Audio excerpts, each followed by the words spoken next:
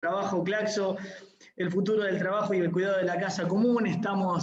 Ya están en el auditorio Carlos Tomada, Ernesto Villanueva, Emil Secuda. Ahora enseguida vamos a arrancar mientras la gente se va inscribiendo, va entrando en el YouTube. Le damos unos minutos para que la gente se pueda empezar a conectar y ya arrancamos.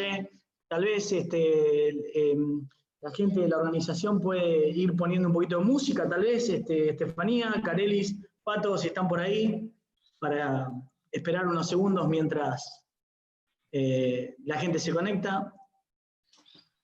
Gracias, Ernesto Villanueva, gracias, Carlos Tomada, gracias, Emil Secuda, por este tiempo, en este webinar de Grandes Ligas. De Grandes Ligas. Así que unos minutos ahí, ya vamos a estar arrancando.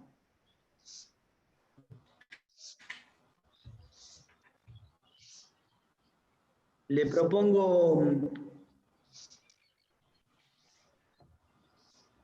a los disertantes que en el caso de que existiera algún inconveniente con el audio, si se corta el internet de sus casas o algo por el estilo, sigamos dialogando los que quedamos en la sala, así esperamos a que se reconecte, porque a veces pasa que se cae el bando del internet y retomamos nuevamente si es que el disertante está hablando. Bueno, vamos ahí a esperar un cachito más. Así vamos entrando, ya hay gente que está entrando, yo estoy también entrando al YouTube y viendo la transmisión. ¿Me podés decir, Steffi, si lo estás viendo por YouTube, si se está escuchando? ¿Si está saliendo bien? Carelis, ¿me pueden decir? Un momento. Mauricio, están haciendo la conexión ahora. Hay que esperar un poquito a que enganche la conexión. Está bien. Y al mismo tiempo sugiero tener todos los micrófonos apagados para que no haga eco. Listo. Seguimos los consejos de Emilce.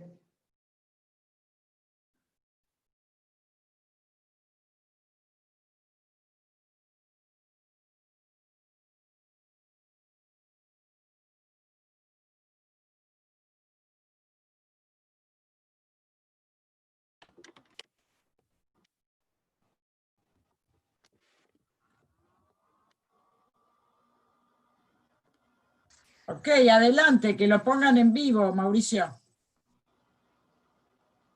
Universidad, dame un segundito que estamos tratando de ponerlo en vivo por una señal. Carelli, si estás por ahí, si me podés indicar si ya está ok, vamos a ir arrancando. ¿Cómo venís? Mauricio. Sí, Carlos. Una pregunta, ¿se ve bien? ¿Estamos encuadrados o de mí se ve solamente la pelada? No, te vemos perfectamente bien, Carlos, perfectamente bien. Excelente. Bien. También la vemos bien a Emilce, también lo vemos bien a Ernesto. Muy bien. Vamos. Ernesto, ¿qué tenés atrás vos? Está silenciado, Ernesto, está silenciado. La universidad. Carlos, vos podés poner una foto de fondo para tus charlas y entonces queda un poquito más lindo, digamos. Muy lindo. Sí, sí, pero podés poner cualquier foto que se te ocurra. Ah, mira. Te veo, bueno, ya estamos transmitiendo que paso adelante en la tecnología. Te veo. Muy de avanzada. Sí, porque los familiares.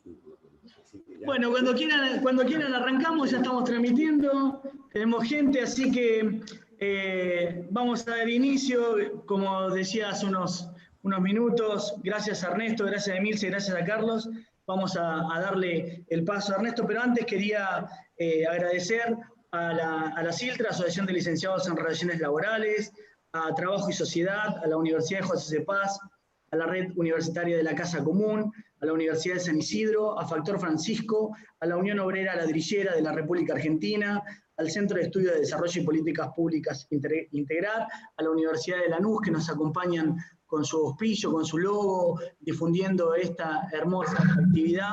Agradecer a la Universidad Nacional Arturo Jaureche por todo el trabajo, a Rafael Rufo, desde el Centro de Política Educativa y Territorio, que la verdad que nos dieron una mano enorme para, junto con todo su equipo, para la transmisión de este evento. Así que, Ernesto, por supuesto, la palabra es toda tuya. Te dejo en buena presencia, Ernesto. Bueno, buenas tardes. La verdad que reunirnos hoy en un momento en el que estamos transitando, no solo en Argentina, en todo el mundo, habla de un optimismo sobre el futuro, ¿no? De la posibilidad de pensar un futuro. Me parece que eso no lo estamos haciendo nosotros hoy, pero que esa también es una gran virtud de la encíclica. La encíclica tiene un aspecto de denuncia de la situación, pero también tiene un conjunto de conceptos, de ideas, de propuestas referidos a una proyección para el futuro. Ese futuro que no se circunscribe, como al principio se quería plantear, solo al tema verde, al tema ambiental, sino que como un aspecto central. Yo soy más de escuchar. ¿Me escuchan? Te escuchamos perfecto, Ernesto, adelante. En el sitio de Apple encontrarás toda la información acerca de la protección de la privacidad de Apple. Ernesto, te escuchamos, ¿me escuchás? Bien, sí, yo escucho. ¿Ustedes? Sí, bien, bien. Se te activó seguramente un antivirus, algo por el estilo. No hay problema, podés continuar. Bien. Entonces, lo que planteaba es que la Laudato tiene esos dos aspectos, de denuncia de una situación actual y de la idea de una proyección sobre el futuro. Entonces, en función de la misma, nos planteamos con Emilce la posibilidad de armar un grupo de trabajo sobre el tema del trabajo. Y lo cierto es que hay 1000 elementos. Por supuesto, el que surge como primera instancia, o el que es más evidente, es que en los últimos años el capitalismo no ha generado trabajo suficiente para toda la humanidad, ¿no? En el siglo XIX se hablaba de un ejército de reserva que tiraba los salarios abajo, pero hoy casi podríamos hablar de una población excedente, una proporción de seres humanos que quedan afuera de toda posibilidad de trabajar. Esas características actuales del capitalismo a veces se fundamentan en ciertas características tecnológicas, ¿no? Las técnicas ahorradoras de mano de obra, que en estos días, la pandemia, en estos días del teletrabajo, todavía ese determinismo tecnológico va a ser más fuerte.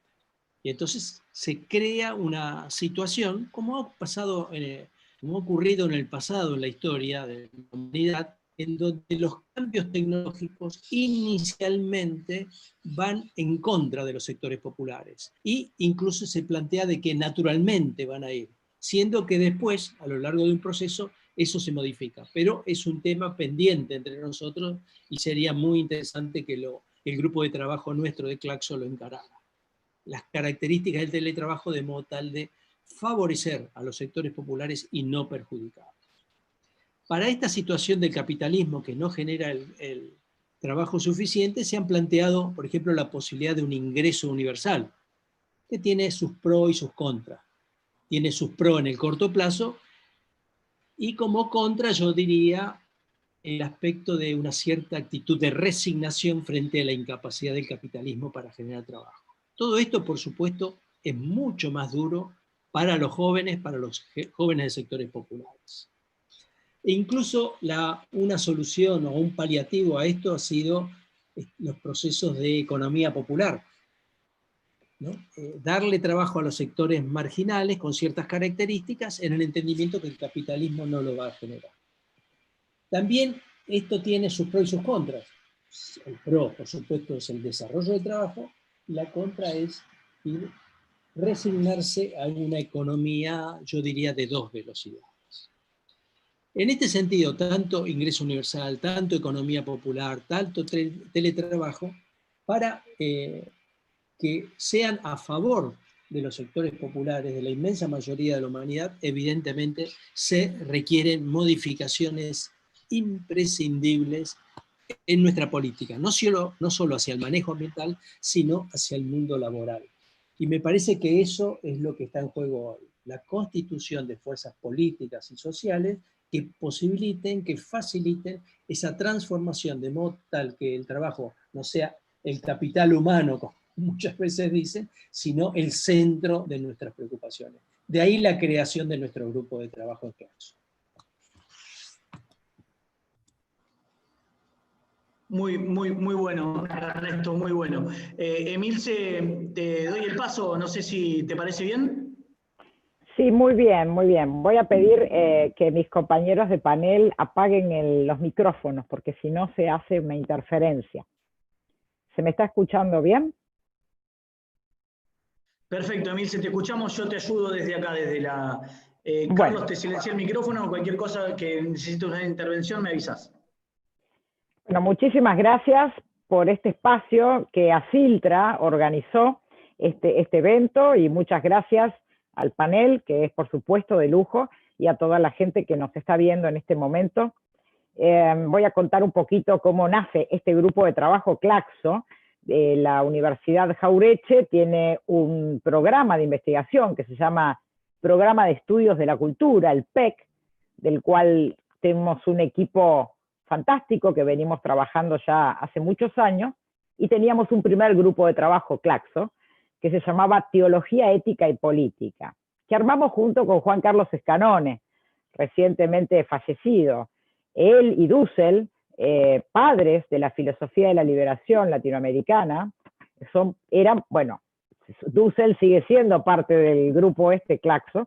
Escanone ya nos abandonó, pero después de trabajar 4 años la teología y la política, decidimos que era un momento de pasar a la acción y tomar esta nueva encíclica social de la Iglesia, que es la Laudato Si, y ver de qué manera poder llevar a la práctica ese desafío que plantea la encíclica en toda América Latina y el Caribe, que es el ámbito de trabajo de Claxo. Conversando esto con Ernesto Villanueva, en el mes de julio, Ernesto propone que se tome la rienda del trabajo, que ese grupo tome la rienda del trabajo, ese grupo que era en principio de teología y política nada más, y que sumemos a todas las universidades del conurbano, porque en Argentina el conurbano, es decir, todo lo que rodea a la ciudad de Buenos Aires, la capital federal, tiene un montón de universidades que han formado un consorcio y que, preocupadas por las demandas sociales, además de hacer su trabajo académico en la docencia, también tienen un compromiso en conjunto con el resto de la sociedad, ¿verdad? Entonces, a partir de esta propuesta de Ernesto Villanueva, pensamos que este grupo de trabajo que existía originalmente, del cual participaban 24 investigadores de 12 países, de toda Latinoamérica, Estados Unidos y algunos de Europa, sumara a este consorcio de universidades del conurbano. Ahí nos pusimos a pensar y vimos que la única forma de llevar adelante esta conversión ecológica de la que habla la encíclica Laudato Si, era, como dice el Papa Francisco, involucrar en la responsabilidad a todos los actores sociales. De modo tal que se armó un grupo de trabajo un poco atípico, porque no solamente tiene los académicos de cada una de las universidades, sino que también tiene representantes de movimientos sociales populares latinoamericanos, de sindicatos, de empresas y de cámaras de empresarios, de iglesias de todas las denominaciones, católica, protestante, judíos, islámicos. Y así es como tenemos 150 representantes de todos los países de Latinoamérica, Centroamérica, Estados Unidos y varios países de Europa, y también representantes de organismos internacionales. Y al grupo de trabajo le pusimos el nombre de las 2 demandas, de los 2 clamores, como dice la Laudato Si, el clamor de los pobres y el clamor de la tierra. El Papa habla de una crisis ecológica que ha tenido una repercusión increíble a nivel global, esta encíclica con su denuncia, pero que en algún punto se negó una de sus 2 caras, ¿no? El Papa habla de una crisis ecológica que tiene 2 caras. una cara que es la crisis ambiental y otra cara que es la crisis social. Por lo tanto, la crisis ecológica, dice el Papa, hay que verla como una crisis socioambiental. Y esto, punto 139 de la encíclica, es clave. ¿Por qué digo que es clave? Porque como todo en este mundo globalizado, donde este sistema económico que mata ha tenido también una hegemonía cultural y mediática, por eso el Papa dice que el cambio tiene que ser un cambio en la cultura, hizo una pequeña trampa. ¿Y qué hizo? Hipervisibilizó la cara de la crisis ambiental e invisibilizó la cara de la crisis social. Entonces quedó flotando como una encíclica verde la Laudato Si. Pero la verdad es que sigue siendo una encíclica social, como la primera, que fue la Rerum Novarum, a fines del siglo XIX, cuando los trabajadores estaban siendo explotados, solo que ahora el magisterio pontificio, a cargo hoy de un pontífice latinoamericano, dice: los explotados del siglo XIX y XX ahora son trabajadores descartados. Pero además se suma otro más a esta cadena de explotación, que es la Tierra, el planeta. Y si no operamos rápido, dice el Papa, desaparece la vida en el planeta. Por eso, como la cara es social ambiental y no se puede solucionar una sin la otra, le pusimos de nombre a este equipo de trabajo el futuro del trabajo como respuesta a la demanda social y el cuidado de la casa común como respuesta a la demanda ecológica. ¿En qué consiste el trabajo de este grupo? Como dice la Laudato Si, en conectar. Básicamente es conectar, armar una red de todas las universidades, movimientos sociales, iglesias, cámaras de empresarios y organismos internacionales de toda nuestra región, con colaboración de otros continentes, para poder implementar ya cambios inmediatos. Estos cambios pueden ser de muchas características, pero uno que nos parece interesante para poner como ejemplo para aquellos que nos están viendo, es de qué manera absorber la demanda de los jóvenes trabajadores descartados con el cuidado de la casa común. Sabemos que hay muchos proyectos en las universidades que son muy valiosos, que tienen que ver con energías limpias, que tienen que ver con desarrollos sustentables, pero que no tienen financiamiento internacional a partir de los mercados, porque justamente no dan esa rentabilidad que dan otros procesos. Entonces, una de las salidas es cómo vincular estos proyectos, que también son de jóvenes trabajadores, aunque tengan un título de doctor, que también están desocupados, con las necesidades de estos otros jóvenes que por motivos sociales no han podido acceder a una educación superior. ¿De qué manera juntar estos nuevos proyectos sustentables con estos jóvenes desempleados, aprovechando la creatividad que ambos tienen, porque cuando la doctrina social de la Iglesia habla de la dignidad humana que da el trabajo, es porque no entiende al trabajo como una mercancía, tal como lo acaba de mencionar Ernesto Villanueva, sino que el trabajo es algo más que ganar un dinero para sobrevivir hasta el día siguiente. El trabajo es el medio a través del cual yo puedo plasmar quién soy, porque el trabajo es pura creatividad, salvo que se dé en condiciones de explotación y peor aún cuando desaparece. Entonces, esta unión entre la universidad y los movimientos populares y los sindicatos nos permitiría aplicar, por ejemplo, este pedido del Papa de un salario universal que puede venir, por supuesto, de políticas, de nuevas políticas financieras y fiscales, de qué manera esas partidas podrían aplicarse como un salario remunerado, como una remuneración a una tarea creativa que se impulse entre las universidades y sus desarrollos científicos y el aporte de los movimientos populares y sus saberes culturales sapienciales, porque, como mencioné al comienzo, desde la visión de la teología y la filosofía latinoamericana de liberación, pensamos que hay muchos saberes. Uno es el científico de la academia, pero también hay un saber en los pueblos, al que nosotros llamamos sapiencial. Entonces, esta red ya empezó a trabajar y tuvo mucho apoyo de Latinoamérica. Cuando se comenzó todo esto, y mientras hablaba con Ernesto, yo estaba en México, y lo digo porque justamente ahora nos acompaña el embajador argentino en el Vaticano, y estaba invitada por el Indosoc, y ahí la doctora Lucila Servirge escuchó todo lo que yo hablaba con Ernesto, y ella misma empezó a convocar muchas instituciones, universidades, la Acción Ciudadana Frente a la Pobreza, que es una organización mexicana que nuclea un montón de organismos populares y sociales, del mismo modo la Universidad Javeriana de Colombia, la Universidad de Notre Dame de Estados Unidos, la Universidad de Bergen de Noruega, la Universidad de Coimbra de Portugal, la PUC de Brasil, los movimientos populares. Y hoy, por ejemplo, tuvimos un evento que se transmitió en directo, empezó a la mañana, que fue sobre el tema tierras.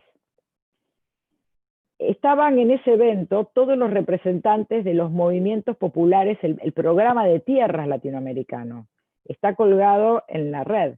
Eso es una de las actividades que hace este grupo de trabajo. En este caso lo organizó uno de nuestros socios, digamos, que es el programa de tierras.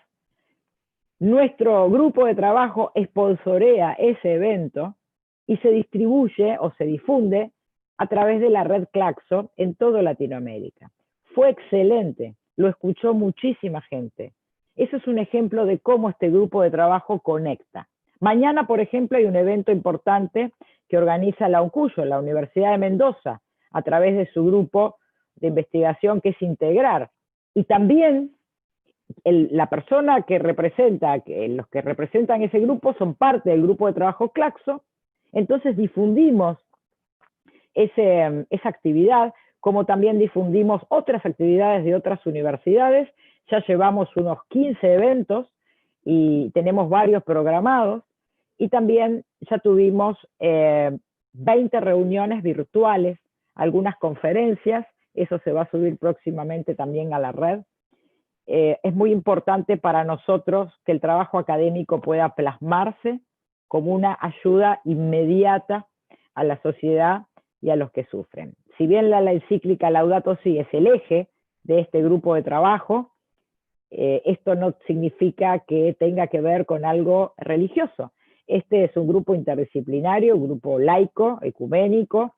Sabemos la gran labor que están haciendo todas las iglesias, no solamente la católica, en esta pandemia. Por eso estamos comunicados, incluso con la Pastoral de los Estados Unidos, que también está colaborando con nosotros, la Pastoral Social.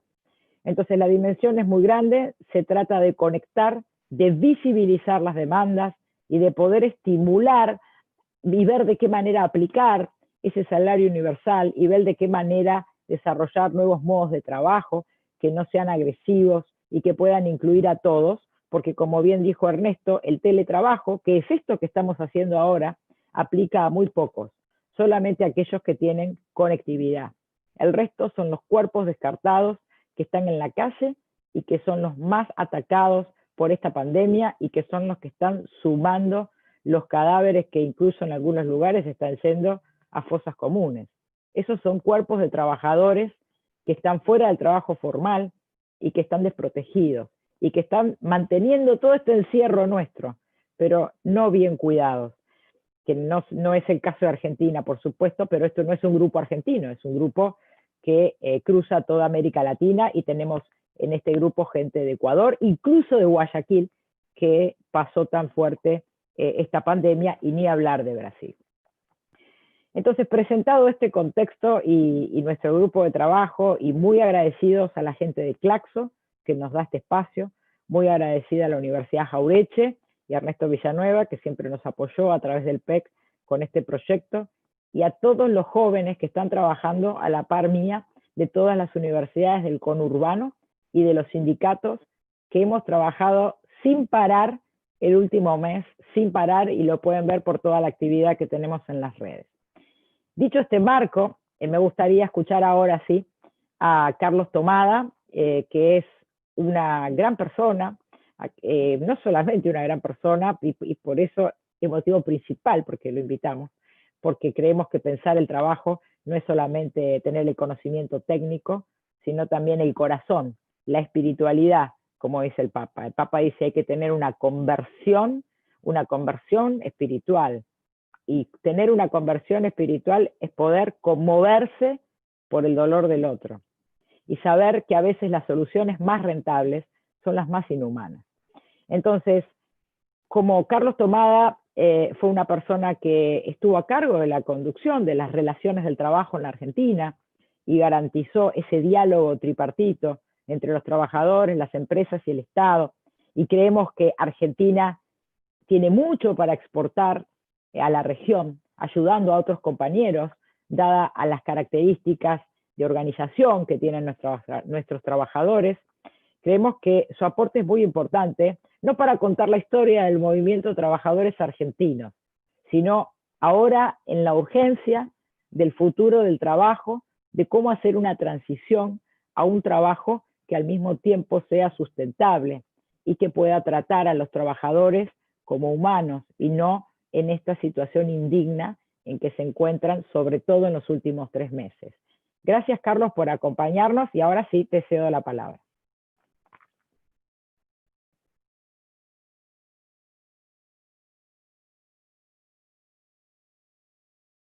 Un segundito. Dame un segundito. Ahora sí, Carlos, te estamos escuchando. Ahora sí. Bueno, buenas tardes. ¿Se escucha? Perfectamente. Bueno, primero decirle que a Emilce, que de tanto leer la Laudato Si, me ha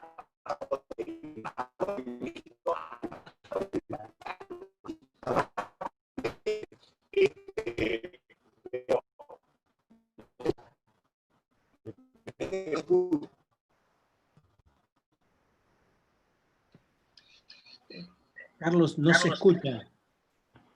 ¿No se escucha? Carlos, ¿me escuchás? Yo a vos sí. Perfecto, ahí se arregló el audio. Tal vez tengas una conexión un poco lenta. Por ahí hablando un poquito más despacio se soluciona. De todas maneras, les propongo por favor a Ernesto y a Emilce que apaguemos también los videos, a ver si habilitamos un poquito más de canal en la transmisión de Carlos. Adelante, Carlos.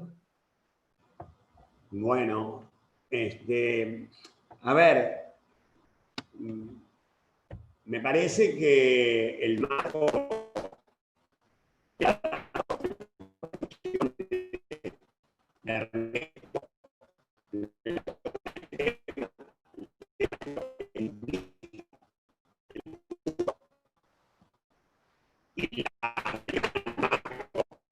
actual que ha dado Emilce me permite a mí, aprovechando eso, hacer una aproximación más directa a las cuestiones vinculadas con este momento tan importante en el proceso político y económico a nivel mundial. Me parece que está claro, en las palabras de ambos, que muchos de los problemas que estamos viendo ya venían de antes de la pandemia.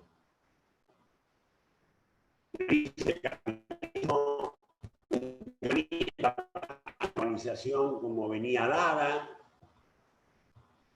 y los brutales efectos en la sociedad de este neoliberalismo dominante ya eran parte de los problemas que tenía el mundo. Lo que ha traído esta pandemia, me parece, es la posibilidad de que algunos de los temas tomen una visibilidad y una dramaticidad que no tenían. Por eso yo no puedo digamos, dejar de mencionar cuando hablamos del futuro del trabajo, hablar del futuro del trabajo después de la pandemia. Porque nada será igual después. Y esto no quiere decir que no haya sectores que quieren que siga igual. Pero no, tal vez los términos de las disputas va a ser de ahora en más entre quienes quieren volver al pasado, quienes quieren insistir por el camino en que venía el mundo y América Latina, y quienes entendemos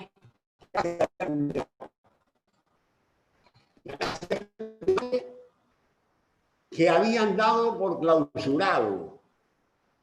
Y es un debate que debemos dar ahora. Se ha sostenido que determinadas cuestiones ya no se podían discutir más. Se cerraba esa discusión. A pesar de intentos, a pesar de la presencia de fuerzas y voces que se oponían al cierre del debate. Y acá, sin lugar a duda, tengo que mencionar al Papa Francisco. Tal vez la principal voz en el mundo que se hacía oír en relación a este debate que no está cerrado. Por eso quisiera sintetizar, muy sintéticamente, insisto, que el debate lo estamos dando ahora porque el después es ahora.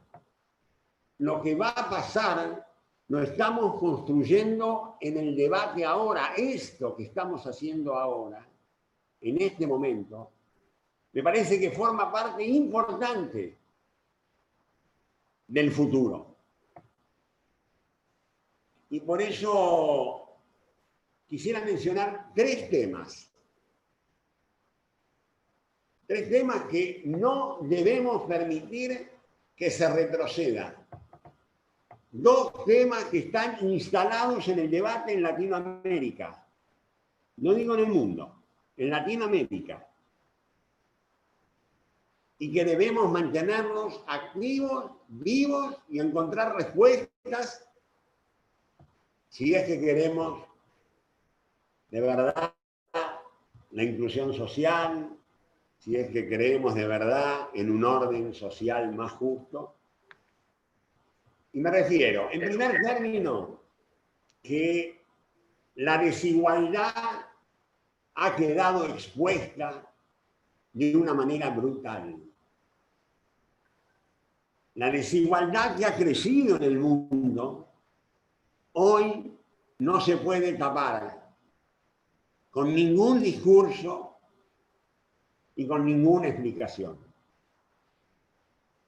El virus es cierto que ataca a todos, pero no ataca a todos igual.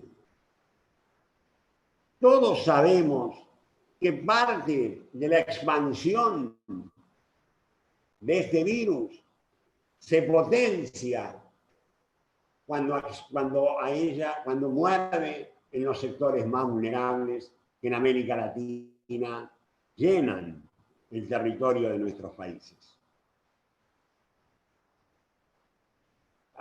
Todos mueren igual con el virus, pero los padeceres son distintos. La desigualdad es algo inocultable y que nosotros tenemos que poner en evidencia. En segundo lugar, creo que estamos asistiendo a una revalorización del trabajo y de los trabajadores, en un doble sentido. Por un lado, como bien lo señalaban tanto Ernesto como Emilce, por un lado, se han hecho visibles, pero además necesarios,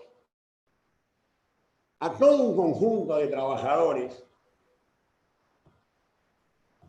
que están en situación precaria a lo largo y a lo ancho de Latinoamérica. Y lo digo pensando desde los trabajadores de la agricultura hasta la otra punta, los trabajadores de plataforma.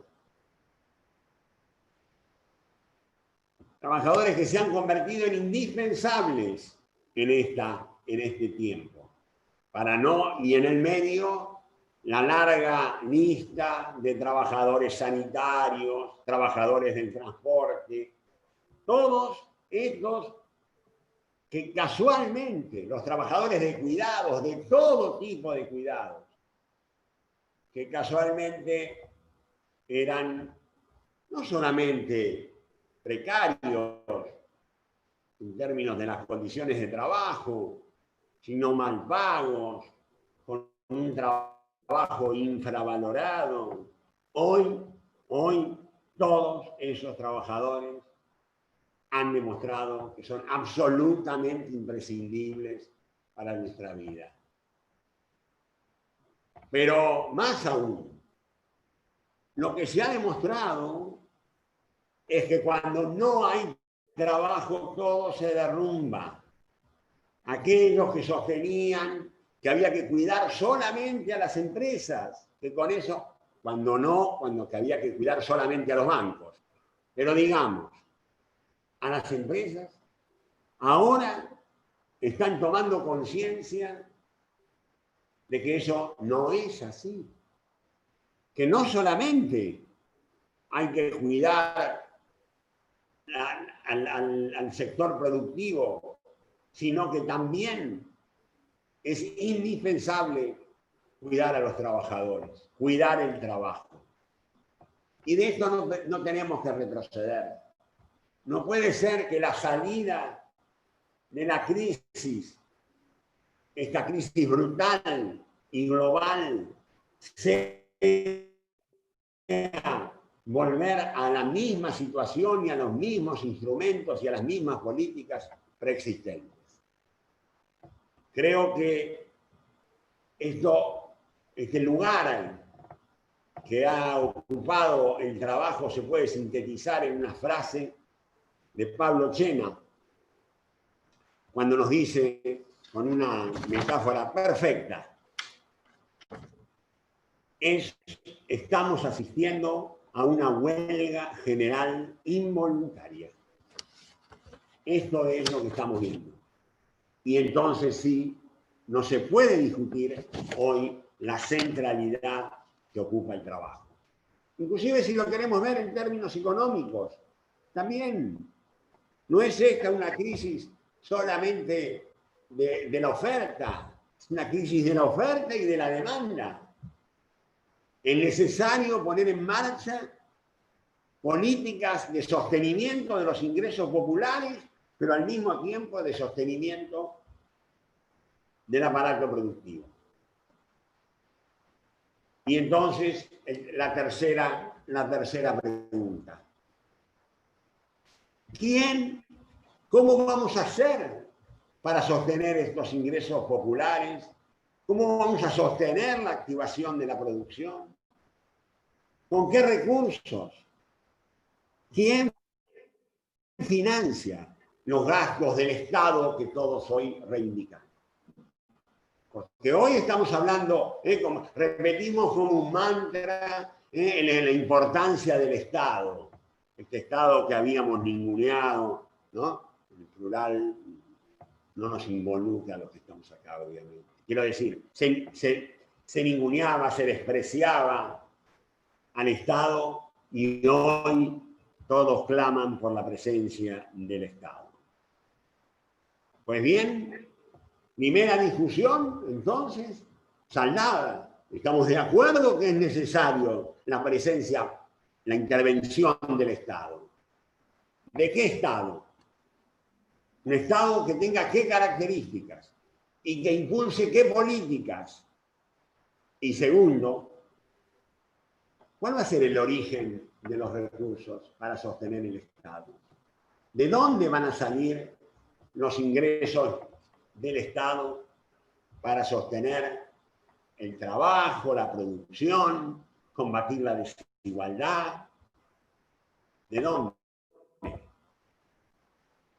Y me parece que esto nos lleva a un viejo conflicto, por lo menos de la Argentina, que es lo que está en discusión en nuestro país definitivamente y atraviesa toda su historia, es cómo se produce y cómo se distribuye la riqueza, cómo se produce y cómo se distribuye el ingreso, y por lo tanto, cómo se produce y cómo se distribuye el bienestar.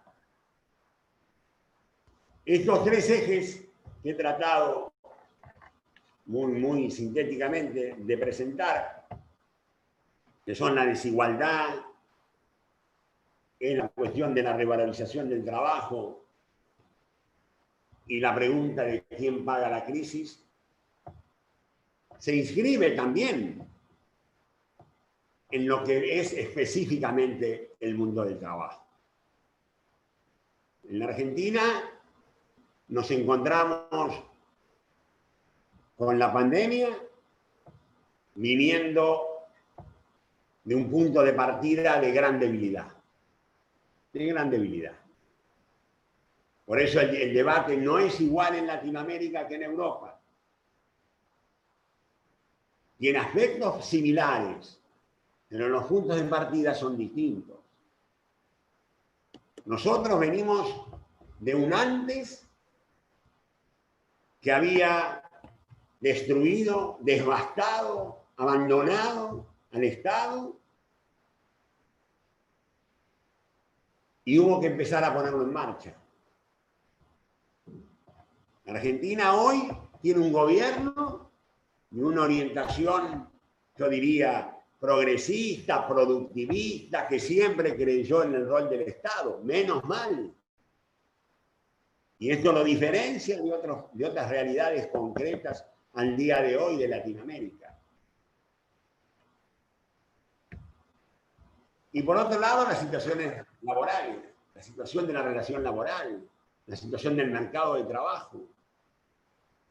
Pocos meses antes de que apareciera la pandemia, teníamos un gobierno que cuestionaba la legislación laboral, las organizaciones, las instituciones del mundo del trabajo. Afortunadamente, meses antes había asumido un gobierno que empezó a revertir esta visión del mundo del trabajo.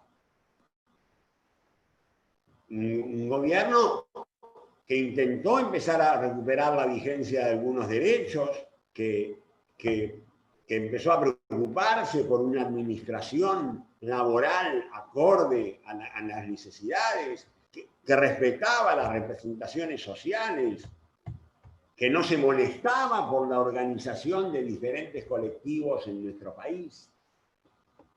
Pero hoy, quienes están postulando mantener el statu quo, quienes están planteando volver otra vez a la situación previa a la pandemia, no tienen una mirada igual ni sobre la legislación, ni sobre las organizaciones, ni sobre las instituciones. Y yo creo, para ir terminando, yo creo que eso es con lo que me quisiera quedar. Yo creo que, como síntesis, vamos a salir en una mirada optimista, con enormes dificultades, con enormes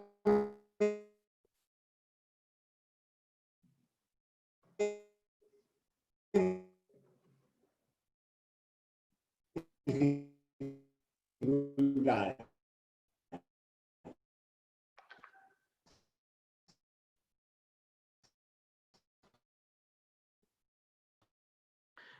Carlos, ¿me escuchás? Pero me sumo al del Papa. ¿Sí? Decime que hace rato que... No, te estábamos escuchando muy atentamente y perfectamente bien. Te quiero decir que estamos muy atentos a la pantalla como si fuese un espectáculo real. La última parte se entrecortó y pensé que no ibas a continuar, así que te dejo continuar, por favor. Te escuchamos hasta que decías que tenías una visión optimista. Hasta ahí. Bien. Y la quiero...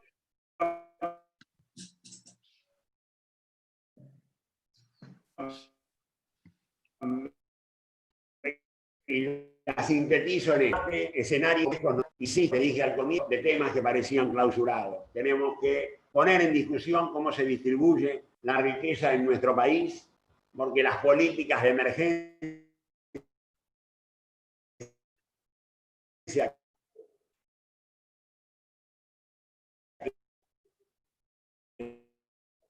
que se han adoptado, por cierto, de algún tipo que hasta ahora se distribuía. Tenemos que sostener el incuestionable regreso del Estado. En nuestras sociedades hace falta mucho más Estado y a muchos estados le hace falta mucho más recursos. En términos del trabajo, asistimos a una jerarquización del cuidado, gran cantera del trabajo para el futuro, de la misma manera que lo es el cambio climático, otra gran cantera de creación de puestos de trabajo, la ecologización de la economía, la llamada economía verde, la transición justa, es una fuente de trabajo. La formalización del teletrabajo, porque no podemos tener un teletrabajo en las condiciones actuales. Se requiere de lo mismo que el trabajo de plataformas, se requiere que ambos trabajos tengan regulación protectoria. Y por último, el enorme desafío que este gobierno tenía desde antes, que es la creciente inclusión de los trabajadores precarios en la economía formal y en los sistemas de protección social. Nuestra seguridad social tiene que volver a ser una seguridad social que brinde protección social frente a cualquier tipo de contingencia. Y tenemos que volver a colocar al trabajo en el centro de las políticas públicas. Creo que esto es, como introducción, un poco lo que pensamos que va a ocurrir y que debe ocurrir, porque cuando damos estos debates, yo tengo claro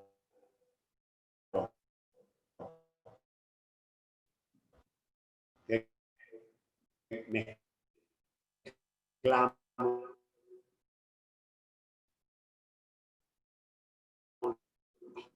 deseos, esperanzas.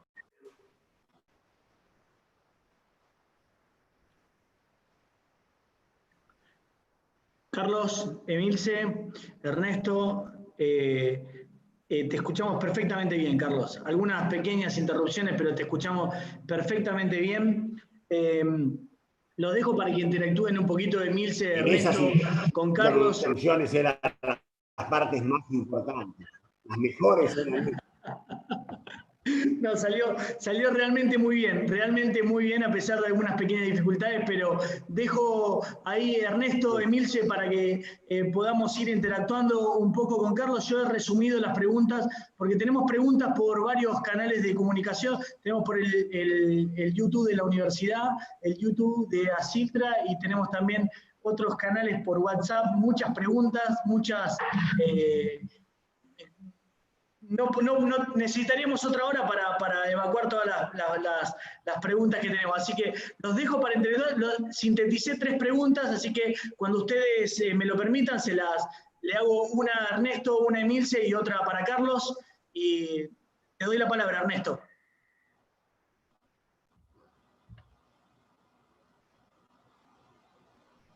Todavía no escuché ninguna pregunta, pero más bien yo quería preguntarle algo a Carlos, referido al primero de los temas, ¿no? Él hablaba de desigualdad, de desvalorización del trabajo, ¿no?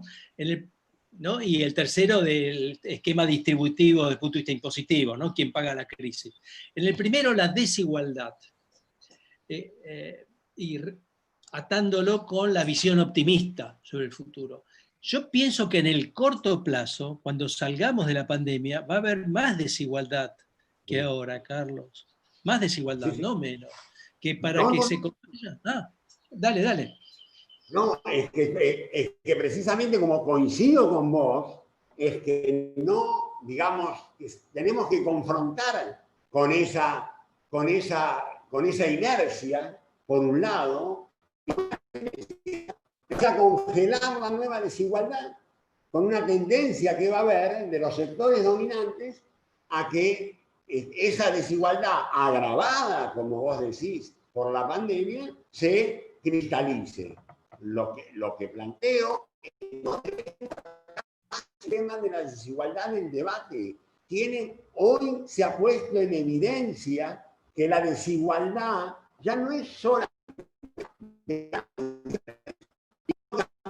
el desarrollo de los países. No puede haber, América Latina no va a poder crecer económicamente nunca si no es con otros parámetros de igualdad vigente. Y eso es un debate, una disputa. Y te digo más, Ernesto, creo que hoy, por eso valoro tanto esta actividad, porque hoy lo que se está instalando es un debate sobre el futuro relato.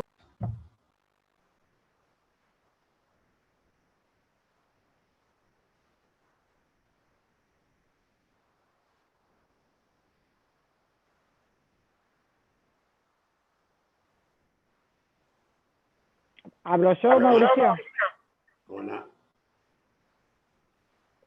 Sí, bueno, voy a tomar la palabra entonces. ¿Se está escuchando, Mauricio? Perfecto, Emilce, te escucho. Sí, te escuchamos, Emilce. Bueno, muchísimas gracias, Carlos, por tu discurso, que fue muy bueno. A mí, de las cosas que dijiste, me surgieron dos inquietudes de las que hablo mucho en todas mis conferencias. Una, esta desigualdad que, como todos sabemos, tiene la amplitud más grande en América Latina. América Latina no es el continente más pobre, sino el continente con la mayor amplitud entre la riqueza y la pobreza. Y como sabemos que ese cambio tiene que ver con un cambio en la cultura, a mí me parece importante rescatar algo que instaló Thomas Piketty en su primer libro, cuando él dice que el problema no está en la pobreza, sino en la percepción de la riqueza, ¿no? Que vos hablaste de alguna manera de esto. Es decir, todos conocemos la pobreza porque todo el tiempo se habla de los pobres, pero nunca se habla de la riqueza. No conocemos concretamente la riqueza. Pasa lo mismo que con la encíclica.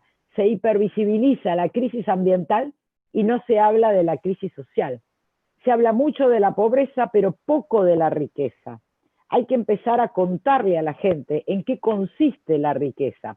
Por un lado, ¿qué pensabas de esto? Y por otro lado, el tema del cuidado, porque uno de los ejes centrales es el tema del cuidado, ¿verdad? El cuidado, el trabajo como cuidado. Pero esto se malinterpreta, porque algunos, que por supuesto están atrapados, nosotros los católicos decimos, caen en la tentación, lo que ahora llaman los medios hegemónicos. En la época medieval tenía otro nombre, ¿no? Pero ¿cuál es la tentación? De entender el cuidado como cuidado del otro. Es decir, al pobre hay que cuidarlo. Y esto deriva en caridad y no en justicia social. Entonces, al pobre no hay que cuidarlo. Al pobre hay que respetarlo, decimos desde la doctrina social, que no es lo mismo. Y respetarlo es garantizarle las condiciones sociales para que tenga una vida digna, que según el Papa son tierra, techo y trabajo. Todos hablan del bien común, pero hay que ponerle contenido. El contenido del bien común es tierra, techo y trabajo, porque ambos fueron apropiados y privatizados. El trabajo, la tierra y el techo, ¿no? Entonces, también cómo entender que el trabajo del cuidado no es cuidar al otro con limosnas o con un plan social, sino darle la oportunidad de desplegar esta creatividad. Por lo tanto, cuando se habla de trabajo del cuidado, estamos hablando de que todo el trabajo que ya se está haciendo como cuidado sea remunerado por el Estado. Por ejemplo, no solo el cuidado de las personas, el cuidado del medio ambiente. Todas las semanas en Latinoamérica recibimos denuncias de personas que son asesinadas por cuidar que no se incendie el Amazonas, por tratar de impedir el avance de las mineras, por cuidar las semillas en lo que ellos llaman museos de semillas, para que puedan desarrollar alimentos, porque las semillas están monopolizadas. Entonces la gente no puede comer porque le han quitado las semillas. Entonces toda esa gente está cuidando el planeta con su cuerpo y los están matando a muchos de ellos, ¿no? Entonces hay un montón de trabajo del cuidado, sin hablar de todos los cuerpos que están en la calle sosteniendo este encierro, que también nos están cuidando. Entonces, ¿cómo cambiar esas dos percepciones? Primero, de que hay que contar de qué se trata la riqueza y no la pobreza para bajar las resistencias sociales a las modificaciones en la economía y en los planes de trabajo. Y segundo, cómo cambiar la percepción de que al pobre no se lo cuida, se lo respeta a través de sus derechos inalienables, que son también la tierra, además el trabajo y el techo.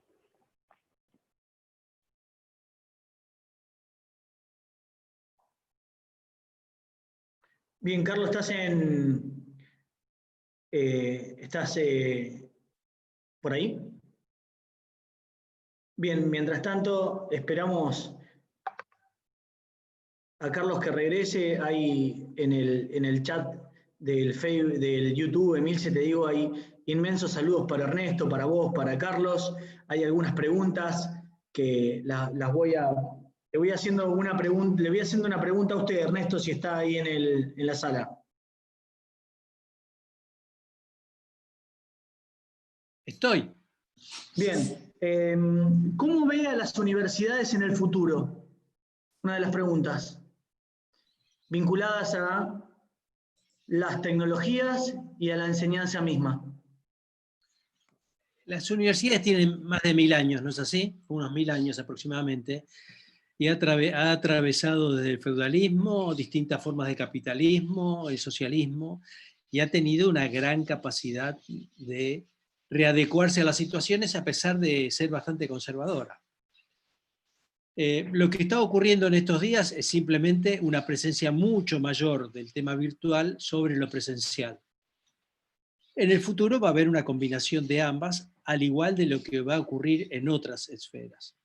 En el plano de la investigación, las universidades tienen mayores dificultades que en el plano de la enseñanza. Ahí hay dificultades por las características del sistema universitario y por las inversiones que requieren algún tipo de investigaciones. Sobre todo pienso en temas de medicamentos, algunas cuestiones de química, de física, donde ahí sí va a haber una competencia mayor.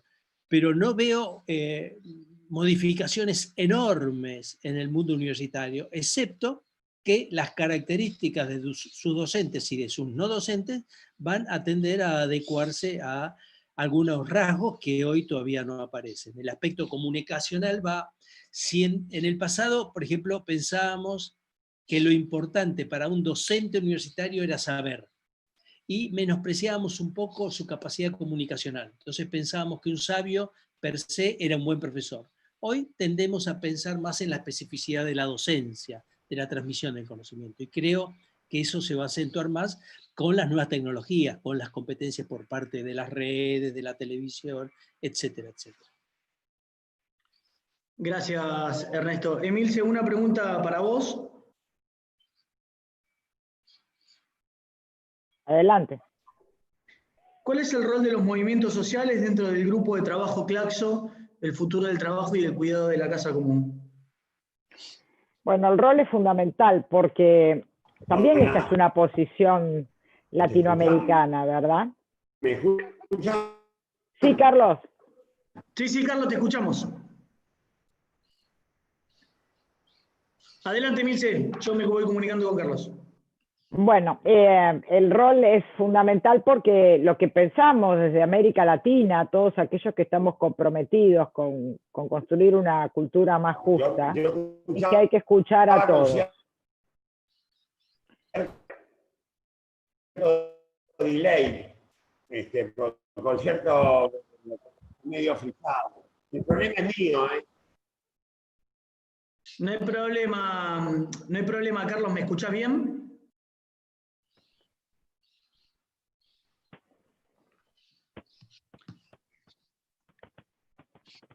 Seguimos, Emilce.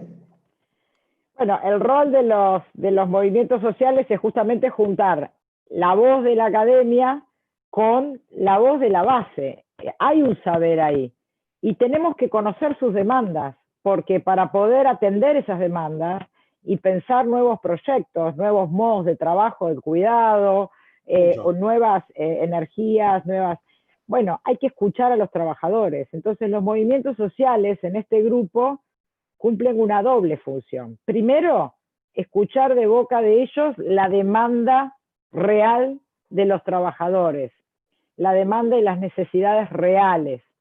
Y segundo, poder implementarlas, porque todos estos cambios pueden estar muy bien pensados por organismos internacionales, pero si no hay una base organizada, ningún cambio va a ser posible. Entonces, cada una de estas, al ser un grupo internacional y al participar en debates internacionales y armar, incluso como estamos haciendo en este momento, informe para las comisiones internacionales que están tratando de solucionar en lo inmediato las consecuencias del COVID-19 a través de la Oficina de Ginebra, lo que necesitamos es que esas cosas después en la base se puedan implementar. Entonces, es un trabajo conjunto entre la academia, los movimientos sociales, los empresarios que puedan colaborar, no solamente también contando la visión del empresario, porque generalmente se confunde capital con mercado, ¿no? Entonces el pobre empresario que tiene 100 empleados termina siendo la cara del capitalismo. Bueno, eso no es así. Argentina tiene una larga tradición de diálogo entre el capital y el trabajo, ¿no? Entre el empresario y el trabajador. Esos son los convenios colectivos de trabajo, que para los argentinos creemos que es algo universal, pero solamente con caminar Latinoamérica, y Carlos no me va a dejar mentir, sabemos que esto no es así, y que cuando uno cuenta las conquistas sociales que se han logrado a través de la organización de los trabajadores en Argentina en primer lugar, y en segundo lugar en Brasil, lo contamos en otros países y parece que ya estamos en el reino de los cielos. O sea, nadie puede creer acá las condiciones a las que llegaron los trabajadores. Entonces, esto de juntar a la universidad con los movimientos sociales, pensemos que no es un grupo argentino, es un grupo de toda América Latina. Y cada una de estas experiencias va enriqueciendo y va haciendo que se copien experiencias de un lugar a otro, ¿no? Es como transferir habilidades, porque capital puede cruzar fronteras, lo sabemos. El problema es cómo cruzar las fronteras con las habilidades de la organización de la base. Entonces, eso es muy importante y por eso los movimientos sociales en esta red que es de investigadores y trabajadores. Muchas gracias, Emilce. Como para ir cumpliendo con el horario de la presentación, les voy a dejar a Ernesto, que puede, si está por ahí Ernesto y puede encender su cámara. Ernesto, Carlos y Emilce, vamos dando el cierre a la charla, a esta presentación del grupo de trabajo Claxo, el futuro del trabajo y el cuidado de la casa común. Muchísimas gracias a los tres por participar. Por supuesto que hay muchas más preguntas, no las podemos hacer todas por este medio, y me gustaría aprovechar que Carlos tiene internet, así podemos hacer un cierre, si le parece bien, Ernesto. Arranco con usted, seguimos con Emilce y Carlos termina cerrando como ustedes digan, si no. No hay problema. No, en realidad, simplemente lo que quiero decir que es un agradecimiento a Carlos por su exposición y a Emilce por su capacidad organizativa y también, por supuesto, por su capacidad expositiva, porque la idea de este grupo de trabajo no es otro que el de plantear en el seno de cada uno de los movimientos sociales, de comunidades, de grupos empresariales, lo que puede ser el futuro del trabajo en un mundo distinto al actual. Me parece que en ese sentido este evento y la verdad que te agradezco muchísimo, Carlos, porque nos dejas pensando en varias cuestiones. Este evento ayuda un poquito, pone su grano de arena en ese sentido. Gracias. Emilce. Simplemente gracias, Mauricio, muchas gracias, Carlos Tomada, muchas gracias, Ernesto Villanueva, y quiero agradecer que yo estoy acá hablando porque soy la coordinadora del grupo, pero en este momento están todos los integrantes del grupo viendo esta conferencia y sin ellos no se puede hacer nada. Así que quiero que sepan que tengo un gran agradecimiento a todo el equipo que está conmigo, que no los puedo nombrar acá porque son muchos, pero muchas gracias. Carlos, tenés audio. Muy brevemente, lamento no haber podido participar en plenitud, me quedan muchas ganas de continuar esta charla con Ernesto y con Emilce, seguramente lo haremos, yo iré a visitar a ese grupo, como sea, pero esta charla debe continuar. Y a vos, Mauricio, el esfuerzo y la transpiración de tuya y de todo tu equipo, te aseguro que no me lo olvido. Muchas gracias, les mando un enorme abrazo a todos y espero pronto que nos podamos volver a encontrar. Gracias. Y un aplauso especial para Mauricio y su equipo, ¿no? No, muchísimas gracias por estar, muchísimas gracias a toda la gente que se conectó, más o menos fueron simplemente un número para tener, fueron unas entre 150 y 200 personas entre las tres transmisiones que estamos teniendo, y en estos tiempos donde los webinars brotan por todos lados, creemos que tenemos un público más que aceptable. Muchísimas gracias a todos los que se conectaron y a todas las que se conectaron, a Ernesto, Emilce y Carlos, por supuesto. Un fuerte saludo y un fuerte abrazo y hasta la próxima. Muchas gracias. Gracias. Adiós.